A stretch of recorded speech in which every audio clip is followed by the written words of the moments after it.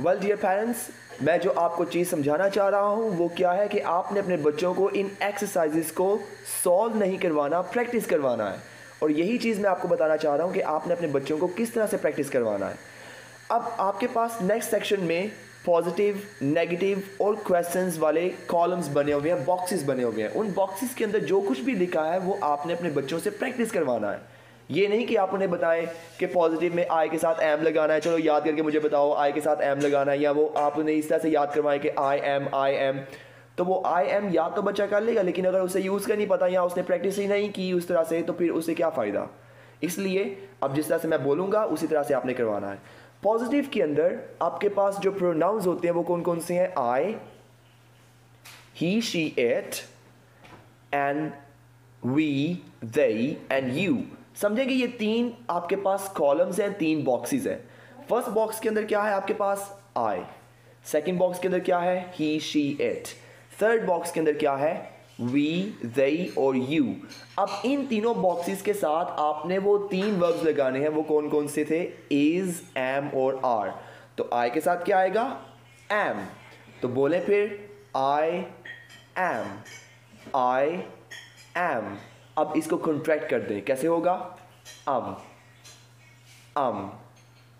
अम। इसी तरह से ही, शी, इट, इसके साथ कौन सा वर्ब आएगा? Very good, it is. तो कैसे होगा? He is, she is, it is. और अब इसको कॉन्ट्रैक्ट करें तो क्या बनेगा? It's, she is and he is. अब थर्ड बॉक्स क्या है? Third box is we, they and you. अब उसमें क्या आएगा? Very good, are. इसी तरह से आपने अपने बच्चों से भी पूछना है कि इस थर्ड बॉक्स में क्या आएगा। आपका बच्चा बताएगा आगे से आर, और फिर आपने उसे बताना है कि इसे अगर आप फुल फॉर्म में बोलोगे तो क्या होगा? We are, you are and they are. अब जब कॉन्ट्रैक्ट होगा तो क्या होगा? We are, you are and they are. Very good. Now we'll move forward towards the negatives. Negatives के अंदर am और not को आप contract नहीं कर सकते। अगर आप am और not को contract करेंगे तो वो incorrect हो जाएगा। am not की contraction form नहीं होती, इसलिए आपने am को ही I के साथ contract करना है, और वो हो सकता है और उसके बाद not। लेकिन अगर आप इज और नॉट की बात करें और आर और नॉट की बात करें तो उनको आप कॉन्ट्रैक्ट कर सकते हैं। You can say isn't and you can say aren't. अब इन दोनों कॉन्ट्रैक्शन फॉर्म्स को आप इस तरह से भी यूज़ कर सकते हैं, और इसके अलावा आप अपने बच्चों को ये भी बता सकते हैं कि अगर आप इन कॉन्ट्रैक्शन फॉर्म्स को उसी तरह से पॉजिटिव वाली कॉन्ट्रैक्शन फॉर्म में रहने दें और उसके बाद सिर्फ नॉट लगा लें तो वो भी ठीक है। जैसे for example, he is not, she is not, it's not. Or he isn't, she isn't and it isn't। इसी तरह से अगर आप बात करें we are, you are और they are की, तो वो इस तरह से है we are not, you are not and they are not।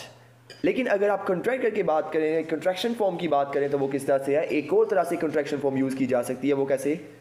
we aren't, you aren't and they aren't। अब एक और आपको बॉक्स नजर आएगा यहाँ पे, वो है WH क्वेश्चंस का। अब WH क्वेश्चंस क्या होते हैं? वो क्वेश्चंस जो WH लेटर्स के साथ स्टार्ट हो, जैसे व्हाट, हाउ, व्हेन, एटसेट्रा। अब इन वर्ड्स को आपने सिंपली जो स्ट्रक्चर क्वेश्चंस के अंदर है उसी क्वेश्चन की स्ट्रक्चर के स्टार्ट पे लगाना है। अब पहले क्वेश्चन की स्ट्रक्चर को देख लेते हैं। उसमें क्या करना है आपने? ये जो तीन वर्ब्स हैं आपने इनकी प्लेसमेंट को चेंज नहीं करना। मतलब क्या कि आपने आई के साथ एम को ही रहने देना है, ही, शी, इट के साथ इज को ही रहने देना है, और वी, यू, दे के साथ आर को ही रहने देना है। लेकिन करना क्या है क्वेश्चंस के अंदर? You just need to put all these verbs at the start of the sentence and your question is ready. जैसे for example, I am a student. Question कैसे होगा? Am I a student? You are a teacher। Question कैसे होगा? Are you a teacher? इसी तरह से he is my friend।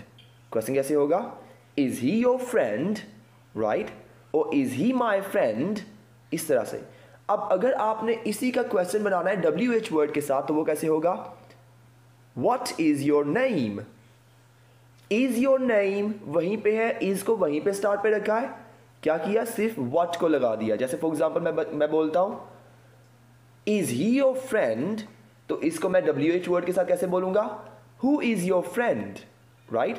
तो is MR की प्लेसमेंट को चेंज नहीं किया, सिर्फ WH वर्ड को स्टार्ट पे लगाया और वो क्वेश्चन बन गया। Thank you very much.